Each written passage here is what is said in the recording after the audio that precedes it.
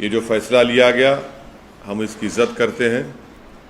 ये आवाम का और जनता का फ़ैसला है और साथ ही साथ मैं अपनी पार्टी के अध्यक्ष जनाब शौकत अली साहब का और पार्टी के उत्तर प्रदेश के तमाम ज़िम्मेदारों का और जो हमारे पार्टी के मेंबर्स जो महाराष्ट्र से और कर्नाटका से हैदराबाद से जाकर वहाँ पर कई महीनों से मेहनत किए, मैं उन सब का शुक्रिया अदा करता हूँ। मैं उत्तर प्रदेश की जनता का भी शुक्रिया अदा करता हूँ कि जिन्होंने हम पर एतमाद किया और हमारे प्रत्याशियों के हक़ में अपने वोट का इस्तेमाल किया। मैं शुक्रिया अदा करूँगा जनाब बाबू सिंह कुशवाहा साहब का जो जन अधिकार पार्टी के अध्यक्ष हैं, और भागीदारी परिवर्तन मोर्चा में जितने पार्टियां शामिल थे उन सब का शुक्रिया अदा करूँगा। और फ़ैसला जो भी नतीजा आया है, हमारी कोशिशें मेहनतें बड़ी थी मगर वो फ़ैसला जैसा हम चाह रहे थे नहीं आया, मगर हम दोबारा मेहनत करेंगे, दोबारा और हमारी जो कमज़ोरियाँ हैं उसको दूर करेंगे। और मुझे यकीन है कि आने वाला मुस्तक़बिल उत्तर प्रदेश में हमारी पार्टी मजलिस इत्तेहाद मुस्लिमीन के लिए बहुत बेहतर साबित होगा। तीसरी बात यह है कि जो पॉलिटिकल पार्टीज़ अपनी नाकामी को छुपाने के लिए ईवीएम का चीख पुकार कर रहे हैं, मैंने 2019 में भी कहा था कि गलती ईवीएम की नहीं है, गलती जो लोगों के दिमाग में जो चिप डाल दी गई है वो उसकी बहुत बड़ा रोल अदा कर रहा है। और चौथी बात यह है कि कामयाबी हुई है ज़रूर, मगर ये 80-20 की कामयाबी है। हम अपना काम करते आए, पहले से करते रहेंगे। और बस मुझे यही कहना है कि हम लोग काफ़ी मेहनत किए, बहुत अच्छी मेहनत की, दिलो जान से हम लोग, हमारे पूरे पार्टी के ज़िम्मेदारों ने मेहनत की। मैं उन सब का शुक्रिया अदा करता हूँ, बल्कि उनसे ये भी अपील करूँगा कि अपने हौसलों को बुलंद रखिए। कल से हम फिर अपने काम पे लग जाएंगे और यकीनन मुझे यकीन है कि आने वाले जो विधानसभा के इलेक्शन होंगे उसमें हम और अच्छा करेंगे, हमारे कमज़ोरियों को, जो भी कमज़ोरियां सामने आएंगी उसको दूर करेंगे। पार्टी का जो मकसद है, कई हमारे मकासद हैं, कई ऑब्जेक्टिव्स हैं। उसमें एक बड़ा ऑब्जेक्टिव ये भी है कि एक पॉलिटिकल लीडरशिप बने। अब अगर आप इस तरह से ये पैगाम देंगे तो फिर आप सिर्फ वोट डालने वाले बन जाते हैं, वोट लेने वाले नहीं बनते हैं आप, और आप एक झुंझुना बन जाते हैं। अब मिसाल के तौर पर ये जितने भी अभी तक नतीजे आए, जो रिज़ल्ट्स आया, जो बड़ी बड़ी बातें कर रहे थे लोग कि ये इनका वोट ट्रांसफ़र होगा, उनका वोट ट्रांसफ़र होगा, ट्रांसफ़र कुछ भी नहीं हुआ। और जो लोग झूठे दावे पेश कर रहे थे, जो लोग सब्ज़, उर्दू का लफ्ज़ बोल रहा हूँ, सब्ज़ बाग दिखा रहे थे, वो सब मालूम हो गया कि किसका वोट कहाँ पर गया, किधर गया। तो खैर अभी तो पूरे नतीजे नहीं आए, तो इस नतीजे पर और जब पूरे नतीजे आ जाएंगे उसको देखकर भी फिर हम और यकीनी तौर पर कह सकते हैं। मगर यह है कि जो उत्तर प्रदेश के अल्पसंख्यक समाज के माइनॉरिटीज़ हैं उनको सिर्फ वोट बैंक की तरह इस्तेमाल किया गया, और इसी वजह से आज आप देख रहे हैं कि जो पॉलिटिकल लीडरशिप की हम जब बात करते हैं तो उससे सबको तकलीफ़ हो जाती है। तो खैर अब ये वक्त नहीं है कि मैं इतनी तफसील से जाऊं। जो फ़ैसला आया हम उसकी इज़्ज़त करते हैं और हम अपना काम जारी रखे हैं और जारी रखेंगे, और पहले से ज़्यादा हम मेहनत करेंगे, और जो हमारी लड़ाई है जमहूरियत के दायरे में उसको लड़ते रहेंगे। अगर मैं उन लोगों के नाम ले लूँ जो बाजा बजा रहे थे कि ये लड़ाई, ये वो लड़ाई है, आखिरी लड़ाई है, फलां लड़ाई है, और जो जाकर हर समाज के लोगों कह रहे थे कि ये आखिरी लड़ाई है, अब उनके बारे में क्या बोलेंगे आप? और अगर हम पे जो इल्ज़ाम लगता है, हम कोई फ़िक्र नहीं है, हम तो बोलते लगाओ हम पे इल्ज़ाम, मगर हम अपनी लड़ाई लड़ते रहेंगे आप देखेंगे गुजरात में भी इलेक्शन लड़ेंगे, राजस्थान में भी लड़ेंगे, और इस साल आखिर में दिसंबर में उत्तर प्रदेश में लोकल बॉडी के इलेक्शन होंगे। हम फिर अच्छी तैयारी से लड़ेंगे।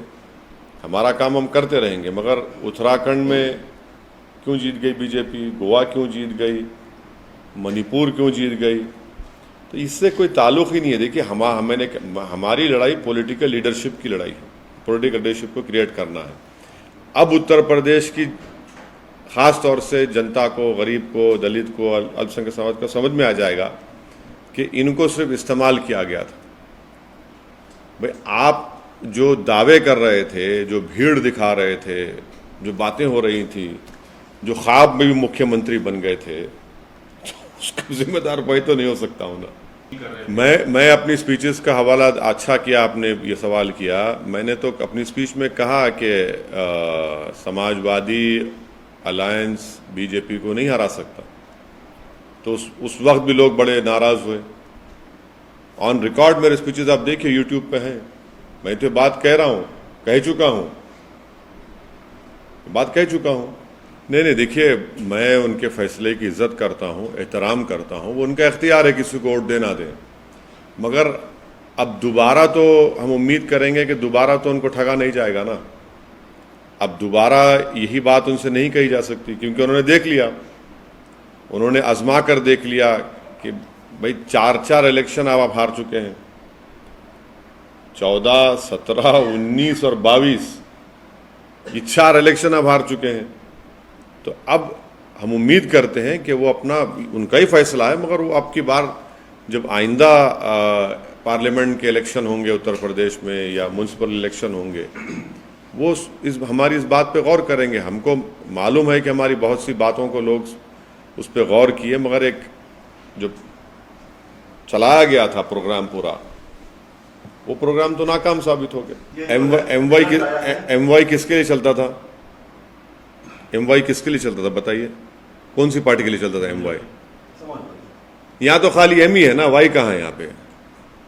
तो खाली एम ही है, वाई तो हैं कि ये जो योजनाएं थी महिलाओं के लेकर के। अब देखिए प्रसाद साहब ऐसा है ना, अंग्रेजी कहावत है, victory has many fathers, defeat has none.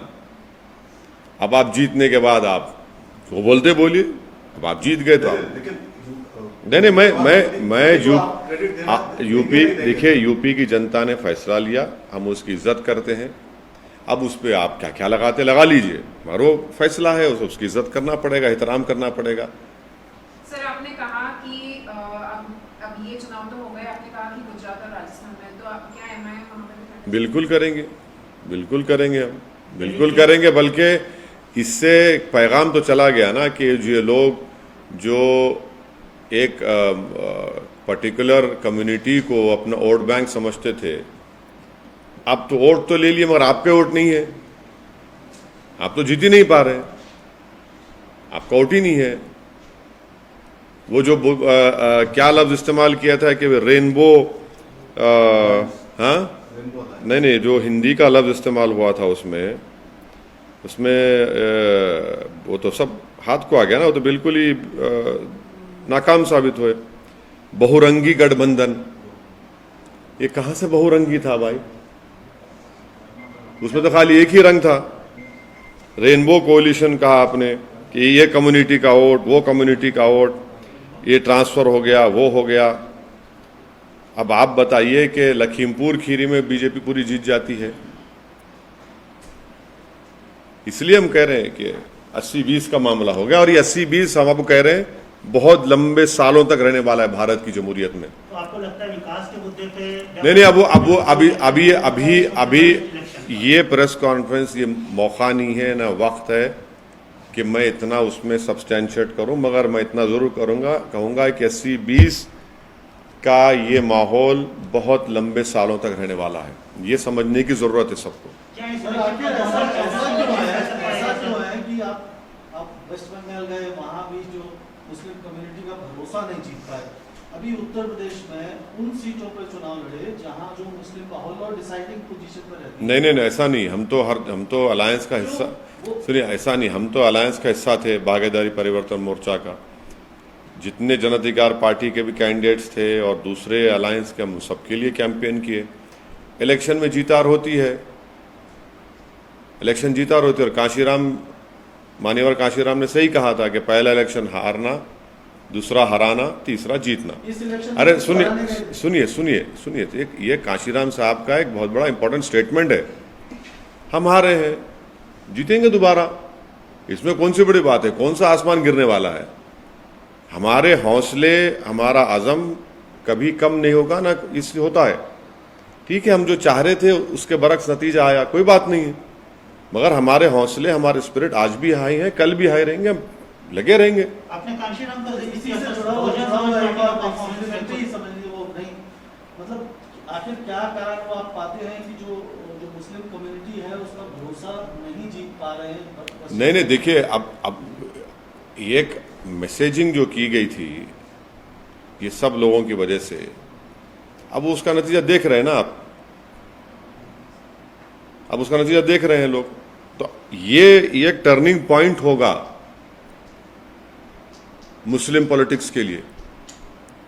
ये यहां पर मालूम हो जाएगा कि भाई जो दावे कर रहे थे उन्हीं के पास कुछ है ही नहीं, वो खुद बिल्कुल खाली पड़े हुए हैं, सिर्फ दावे कर रहे थे।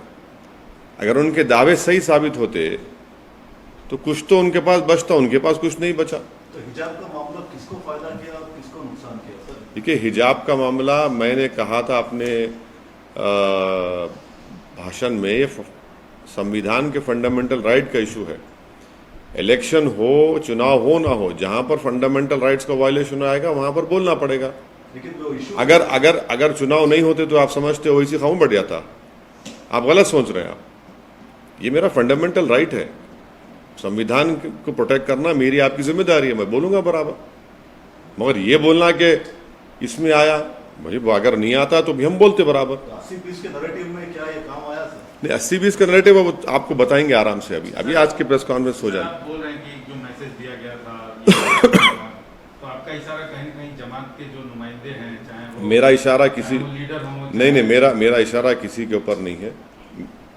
जनता समझ जाएगी। मैं आप जिसका समझ रहे हो वो नहीं, वो गलत है, वो नहीं। आप कह रहे हैं कि ये जो 80-20 का जो नैरेटिव है, This is going to stay for a very very long time. This is the crass reality which everyone will have to accept. At the same time, the story of the day is also coming from Punjab, where Kejriwal has sort of in a way created history, and he has made it amply clear that he's going to stitch up a national front, which may not be possible without the support of other players. And here we're talking about TRS Chief Minister KC. You know what? One of the MLAs of that party had talked about my chief minister. He has used some offensive words against him, unparliamentary, derogatory words. I don't want to repeat it in a press conference, but that is for them and the other parties to decide. But would you throw in No, no,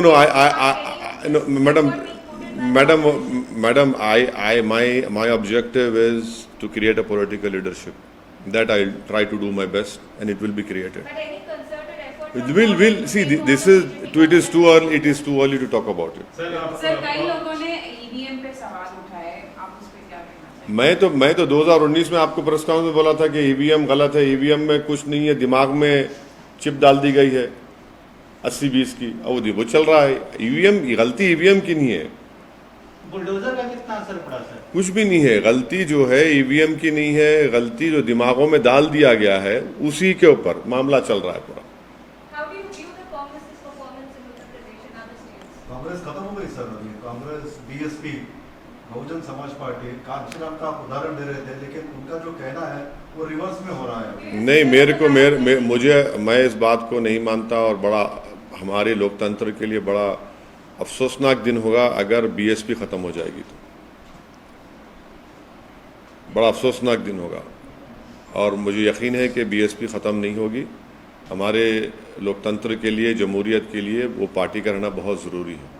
इस वक्तव्य को, कांग्रेस इस statement को, कांग्रेस के बारे में नहीं, मैं कांग्रेस के, गांधी, प्रियंका गांधी, अब मैं उसके बारे में मैं क्यों बोलूं भाई? खामखा उनको क्यों इज्जत बख्शूं मैं अपनी जबान से उनका नाम लेकर उनके बारे में बोल के? सर, आप BSP के हाँ? बारे में Have they become a liability in It is for that party to decide. How can I comment on it? I cannot comment on one political party's internal strife or differences. It is not my job to comment on it. It is for that party to decide what they need to do for themselves. Sir BSP के बारे में जो आप अभी आपको नहीं देखिए इसको नहीं देखिए सवाल पूछ लेंगे। नहीं सुनिए, मैं समझ गया आप कहाँ से आ रहे हैं। मैं आपको बता रहा हूँ कि भारत की लोकतंत्र के लिए बीएसपी का एक बहुत बड़ा रोल रहा है और हम उम्मीद करते हैं कि वो पार्टी रहेगी, मजबूत रहेगी। हाँ, यकीनन आज का नतीजा देखकर तो आप कमज़ोरी दिखकर आती है हमारी भी सबकी, मगर बसपा की ज़रूरत है और हम उम्मीद करते हैं कि जो जिम्मेदार हैं लोग देखेंगे और करेंगे उसको। आपको जरूरत है शायद भविष्य में, इसलिए नहीं देखिए आप हर चीज़ को हमारी ज़रूरत मत समझिए। हर चीज़ को हम अपने उससे इंटरेस्ट से देखते हैं, मगर एक बात को तो मानना पड़ेगा ना कि उस पार्टी ने बड़ा रोल अदा किया डेमोक्रेसी को मजबूत करने के लिए। सर आप बोल रहे हैं कि जो मैंडेट है आप उसका सम्मान करते हैं, तो जो मैंडेट है वो मोदी का जो मॉडल है उसके फेवर में है। क्या आप मानते हैं कि मोदी मॉडल जो है वो सक्सेसफुल फिर से हुआ है और सस्टेन कर रहा है देश में? पंजाब में क्या हुआ? पंजाब में तो कुछ नहीं कर सके। पंजाब में कहाँ थे वो? अच्छा, नहीं थे कभी पावर में नहीं थे ना। अच्छा। पावर में। अच्छा, मैं समझा कि शिरोमणि अकाली दल साथ थी ना बीजेपी की। लेकिन बाकी 4 राज्यों में तो सर असर देखिए। अब भैया अंग्रेजी कहावत है, victory has many fathers, defeat has none. Sir आप 85 रैलीज करे, 2 महीने तक हैदराबाद में नहीं आए। नहीं आया, बीच में आया। लेकिन तो क्या एक पर्सनल लेवल पे लगता है सर, बिकॉज मेहनत करके कभी फल नहीं मिलता है। अरे आप लोग मेरी पार्टी की हिस्ट्री जानते ना मेरी हिस्ट्री जानते। मैं एक सिंगल एमएलए था मेरी पार्टी का, फिर हम लोग बड़े, एक ही एमएलए था मैं, हम लोग एमपी का इलेक्शन 2 एमपी इलेक्शन थे 96 98 का। तो क्या कमियां रह गई? क्या अरे रही होगी भाई, कुछ ना कुछ होगा, हम उस पर देखेंगे। मगर मेहनत के एतबार से हमारा उत्तर प्रदेश का यूनिट, शौकत अली और जितने हमारे जिम्मेदार हैं बहुत मेहनत की, तो यकीनन कहीं ना कहीं कमजोरी होंगी, देखेंगे उसको, मगर इससे हमको कोई मायूसी नहीं है। Sir, do you still feel that Muslims in other parts of the country see you as an outsider? See, that is not, they don't see me as an outsider. They see me as a person who is fighting to create a political leadership and to ensure that everyone gets their hissedari or their share in Indian democracy. These are part and parcel of our life, ups and downs are part and parcel of our life, and to me, for me tomorrow is the next day, is the next challenge. I'll take it up, I'll go What ahead. are your big takeaways, sir? Big takeaway is that the amount of love and affection I have received once again from the people of Uttar Pradesh. I'm thankful to them, irrespective of caste and religion. Wherever I have went, the affection and love which has been shown to me, showered on me, that I will treasure it for the rest of my life. Casting of vote is a personal decision. That we have to respect them. Delhi municipal corporation के चुनाव MCD के हाँ लड़ेंगे, बिल्कुल लड़ेंगे, पूरी तैयारी कर रहे हैं हमारे कलीम हफीज साहब, लड़ेंगे, चुनाव लड़ेंगे। सर आप पूरे देश में बीजेपी के खिलाफ लड़ रहे थे, आम आदमी पार्टी ने जो परफॉर्मेंस किया है, केजरीवाल को आप बधाई देना चाहेंगे? नहीं, पंजाब की जनता ने फैसला लिया है, वो भी एक वर्डिक्ट है, उसका सबको एहतराम करना चाहिए। हम उम्मीद करते हैं कि पंजाब और मजबूत हो, हम उम्मीद करते हैं कि पंजाब एक हमारा बॉर्डरिंग स्टेट है, वो एक आम प्रदेश की तरह नहीं है, उसके अलग चैलेंजेस हैं, और जब जनता ने फैसला दिया है तो उसको एक्सेप्ट करना पड़ेगा। आप बधाई देंगे केजरीवाल? नहीं, मैं तो पंजाब की जनता ने जो फैसला लिया उसका एहतराम करता हूँ, उसका एहतराम करना चाहिए, क्योंकि उन्होंने वो डिसाइड किया कि एक मैसिव मैंडेट उन्होंने किसी के पार्टी के हक में दिया, तो हम उसका एहतराम करते हैं। सर इससे थोड़ा सा ये इस इलेक्शन के जो रिजल्ट्स आए हैं, इसका जो संभावित फेडरल फ्रंट और something minus BJP minus Congress का एकदम, अरे मेरे से क्यों पूछ रहे? नहीं ऐसे अरे देखिए, पॉलिटिशियन है, मुझसे मत पूछिए, मुझे नहीं मालूम। मैं तो मोस्ट अनटचेबल आदमी हूँ ना पॉलिटिकली, तो मुझसे क्यों पूछ रहे आप? मैं क्या बताऊंगा उस बारे में? और कुछ? सर एक सवाल है, जरूर। राष्ट्रपति चुनाव को लेकर अभी से माहौल बन रहा है, अपने सीएम साहब भी उसके लिए एक तरह से मेहनत कर रहे हैं। अगर कोई बीजेपी के खिलाफ सारी पार्टियां मिलकर अगर कैंडिडेट मेरी देखिए, मुझे आपसे मालूम हो रहा है कि हमारे मुख्यमंत्री इस तरह का प्रयास कर रहे हैं। मुझे नहीं मालूम। मैं जिस दिन हमारे मुख्यमंत्री से मिल लूंगा, मुझे टाइम देंगे मिलने का, तो मैं उनसे पूछ लूंगा। मगर जब वो टाइम जब देंगे, मेरी जब मुलाकात होगी मोहतरम वज़ीर आला तेलंगाना से, तो मैं उन मोहतरम से पूछ लूँगा। अभी तो मेरी बहुत अरसे दराज से मेरी उनसे मुलाकात ही नहीं हो पाई। वो बहुत मसरूफ़ हैं, तो जब उनकी गुनागो मसरूफियत में वो थोड़ा वक्त दे देंगे तो यकीनन आपका सवाल उनसे पूछ लूँगा और जवाब जब आएगा तो आपको बता देंगे। मुस्तकबिल में संभव है कि अकेले से आप हाथ मिलाएं? देखिए, मुस्तकबिल में क्या होगा मुझे नहीं मालूम, मगर हम ये कह रहे हैं कि अब इस आज के इस फैसले के बाद तो हमारी जितनी बातें हम कह रहे थे वो सब सच साबित हो गई। वो सच साबित हो गई। अब ये देखना है कि वो अपनी विधानसभा की सीट पर रहते हैं या फिर वो आजमगढ़ की अपनी पार्लियामेंट सीट छोड़ते हैं। हम तो पार्लियामेंट का इलेक्शन भी लड़ेंगे उत्तर प्रदेश में। सर आपने एक बात कही कि सिर्फ एम रह गया, वाई नहीं, वाई कहाँ चला गया? तो नहीं, प्रसाद साहब ने MY की बात की थी, सिर्फ एम, तो हम तो बोले, हम ये कह रहे हैं खाली M ही रह गया है, वाई नहीं मिला। वाई तो मैदान जंग से गायब हो गया। मोहब्बत में हम ही खड़े हो गए और जो हमको मैदान में लाए, जंग के मैदान में छोड़ के भाग गए हमको। समाजवादी आप पार्टी के डायरेक्टली ये यादवों कहना से- चाहते हैं कि नहीं, हम पार्टी को यादवों ने सपोर्ट नहीं, अब देखिए, डेटा आएगा, मालूम हो जाएगा। अब डेटा आएगा, मगर हम तो यही कह रहे हैं ना भाई। नहीं, ये जो लफ्ज इस्तेमाल किया आपने, वो क्या था कोalition, वो बहुरंगी गठबंधन। एक ही रंग नजर आ रहा था इसमें तो। अभी तक तो रिजल्ट जितनी आए हैं एक ही। नहीं, देखिए, अब इसको आप एक रंग वंग मत दीजिए। रंग नजर तो एक ही आ रहा था। सर, स्टेट बीजेपी का कहना है कि यहाँ पे आने वाले इलेक्शन के अंदर बुलडोजर चलाएंगे क्या? हाँ? स्टेट बीजेपी लीडरों का कहना है कि यहाँ पे आने वाले इलेक्शन में बुलडोजर। देखिए, चंद्रशेखर राव जो है एक जिद्दी किस्म का आदमी है।